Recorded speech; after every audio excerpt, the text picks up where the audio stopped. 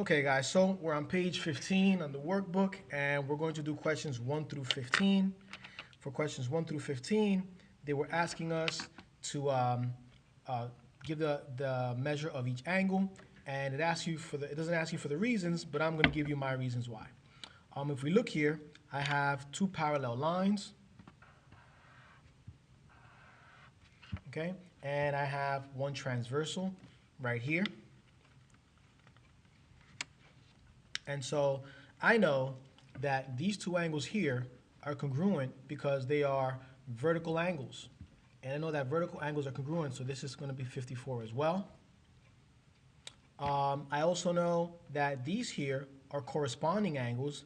They're matching angles. That's how I know that C is going to be 54. And I also know that these are vertical angles, and since they're vertical angles, I know that B is also going to be 54. What I want you to notice as well, though, is that angles A and B are alternating interior angles. And if you remember, alternating interior angles are consecutive, and these are consecutive the way that they should be. Question number 2, I have two sets of parallel lines. Here's one set of parallel lines, which means that this is one transversal and that's another transversal. Then if you notice, these are also parallel lines. So this could be one transversal and that could be another transversal. So we have matching parts all over the place here. So let's take a look. Well, I hope you can see that these two angles here, using these as parallel lines, and this is a transversal, that these are matching angles or corresponding angles. So D is 65 degrees. By the way, since this is 65, I know this is also 65. I also know that these are a linear pair, or these are linear pairs, so this is going to be 115. This is also going to be 115.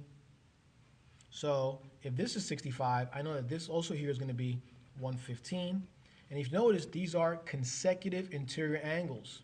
And if you remember, consecutive interior angles are supplementary. They add up to 180. And I'm just trying to fill in as much information as I can. So I know that these are corresponding. So I know this is going to be 65. But I also know that these are corresponding. So this is also going to be 115. So I know that D is 65. I know that C is 115. Well, I know that these are parallel lines and that these are transversals.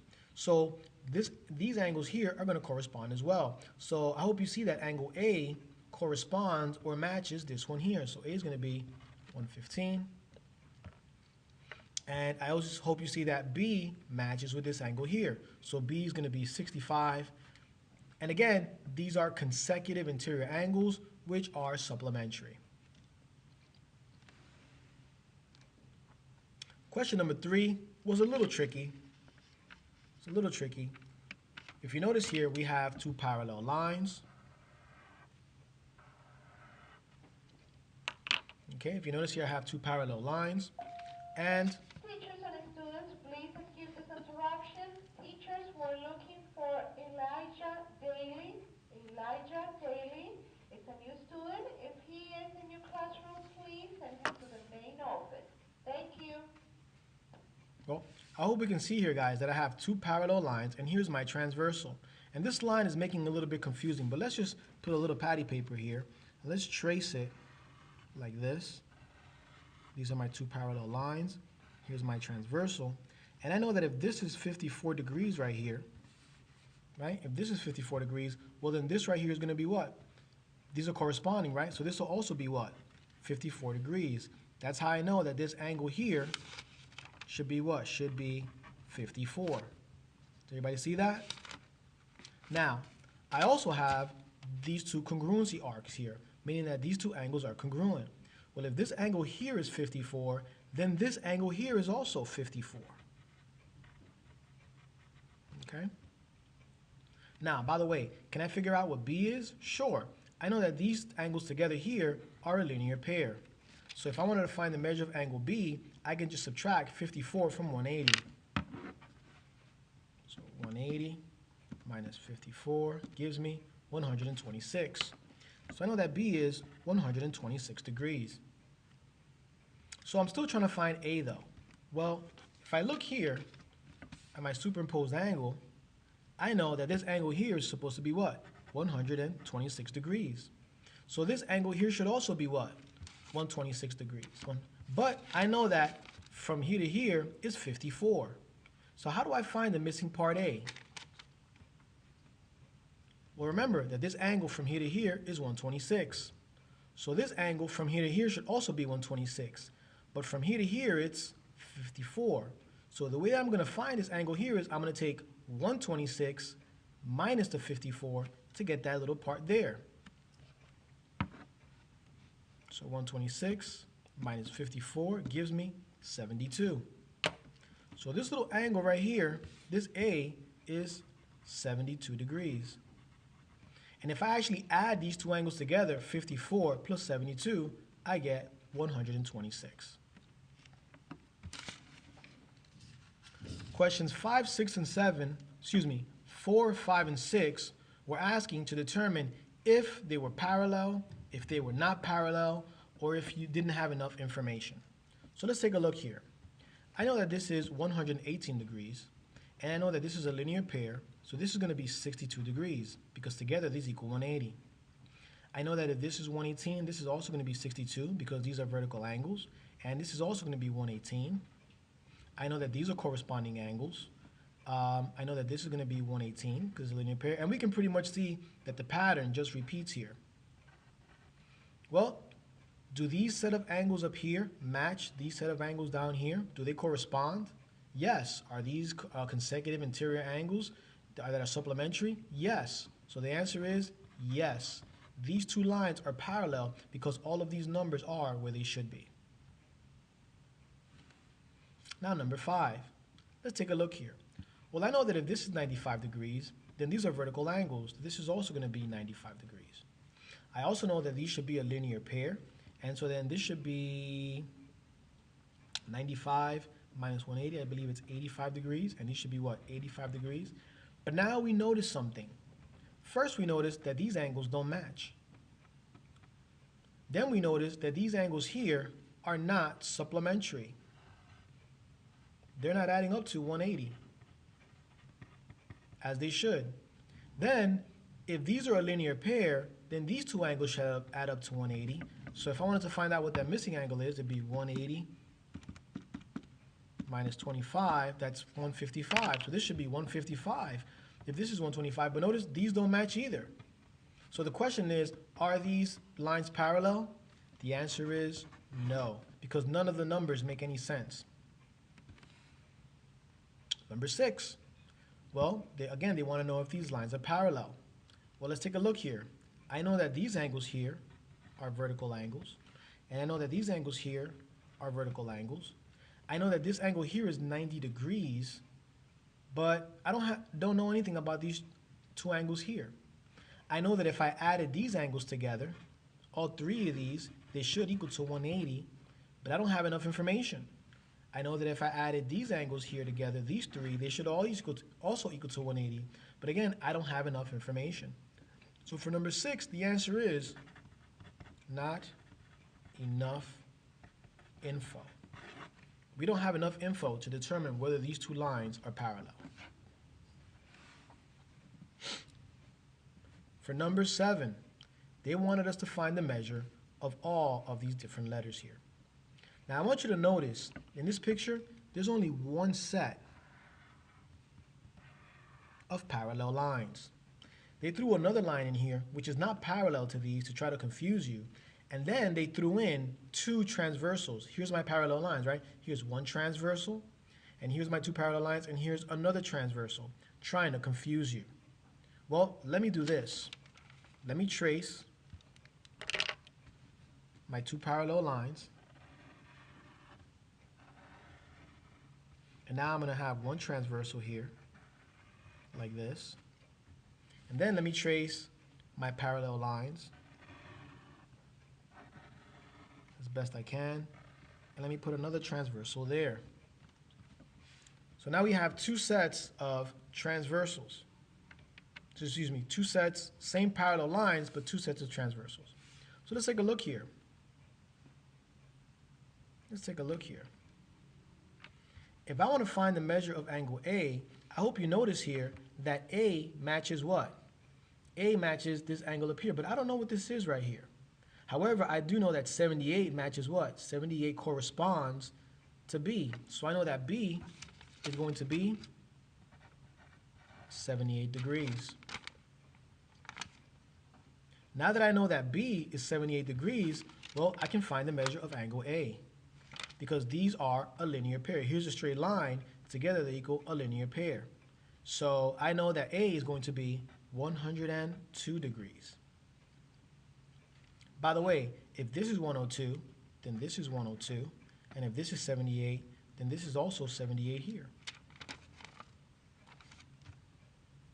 By the way, now that I know that this is 102 right here, can I figure out what this whole angle here is? Because from here to here it's 44, but the whole thing is supposed to be how much? 102.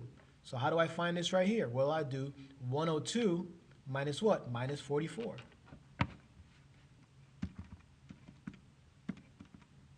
What does that give me? 58. So I know then that this angle right here is going to be 58 degrees.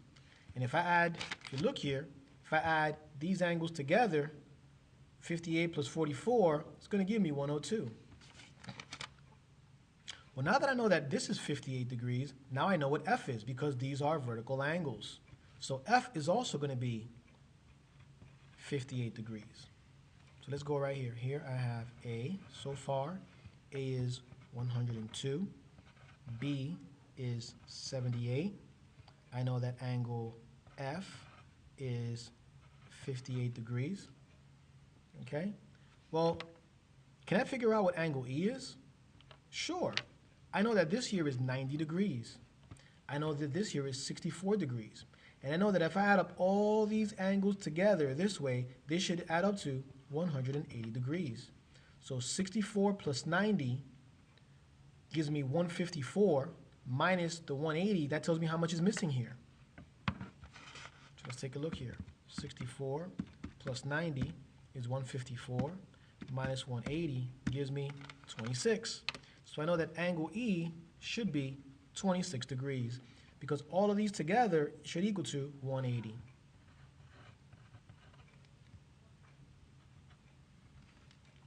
Now, I still have to find D and C. And when I do my little thing here over, we can see, I don't really have any information on D and C. It's kind of hard to see. But wait a minute. Didn't I trace it this way as well? Right, guys? Didn't I do that as well? Well, hold on a second. We can see then that this angle here corresponds to this angle here. Well, can I find this missing part here? Sure. If I add all of these three angles together, they should equal to how much? This is a linear. These all line up to a straight line, right? We should equal to 180 degrees. So I can add these two together and subtract it from 180 to get the missing part. 58 plus 44, 102 minus 180 gives me 78. So I know that this right here is 78 degrees. Well, does that help me at all? Let's take a look here. Well then, I know that this angle here corresponds to this angle here. Well, how big is this angle here? From here to here, how big is it? Well, it's 44 plus what? Plus 78. So I know what this angle right here is going to be. It's going to be 44 plus 78. 44 plus 78 gives me 122. So I know that this angle here is, this whole angle, this one and this one together is 122 degrees. Which means then that if this is 122, then this is also what? 122. So D is equal to 122 degrees. And well, now that I know D, C is easy to find, because these are what? These are a linear pair. Oh, and by the way, don't I know the measure of this angle right here? Don't I know what this is right here? Sure. I know that's what? I know that's 58 degrees. So I know that this is what? This is 58 degrees. And I could have done it that way too. I could have solved this first, 58, and this is 58, and then gone backwards to find the linear pair part here, which is 122. So C is equal to 158. Now let's go to some algebra questions. Here I have, again, my parallel lines. These angles are in the interior. They're alternating interior. And if you remember, alternating interior angles are congruent. So I can say that 3x minus 160 is equal to x. I can do minus 3x minus 3x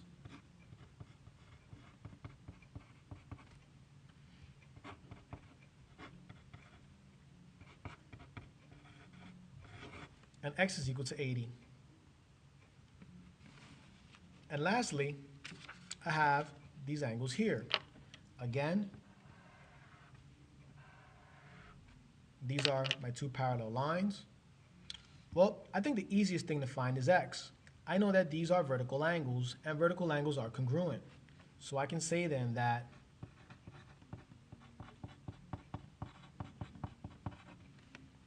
these two equations are equal to each other. And now I can just solve for x.